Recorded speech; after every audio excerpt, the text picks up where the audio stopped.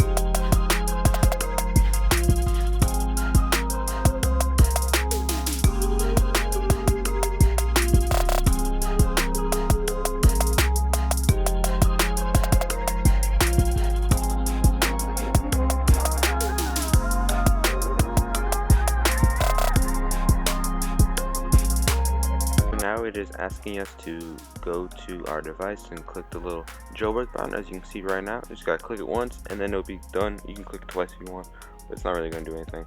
And then it's gonna finish the process, and then it's gonna later add Cydia and everything, which finalizes the jailbreak. But this is not the last step, and we'll go to that after this little time lapse.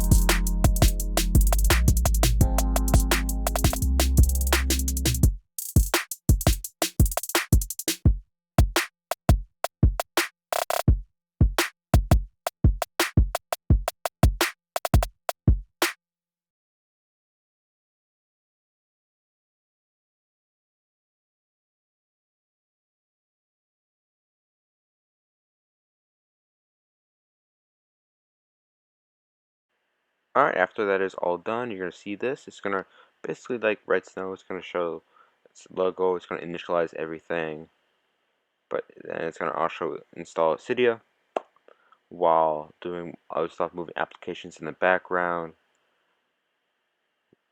making sure everything is ready.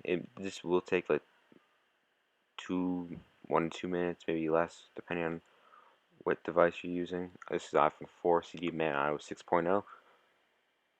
I'll also show you how to save blobs. later, or you can wait for a big project I'm working on. But as you can see, it's going to continue the boot. It's probably going to go back to the Apple logo, or it's just going to go straight to the lock screen, and then we'll go from there. Yep, and it turns off, and it's going to slide.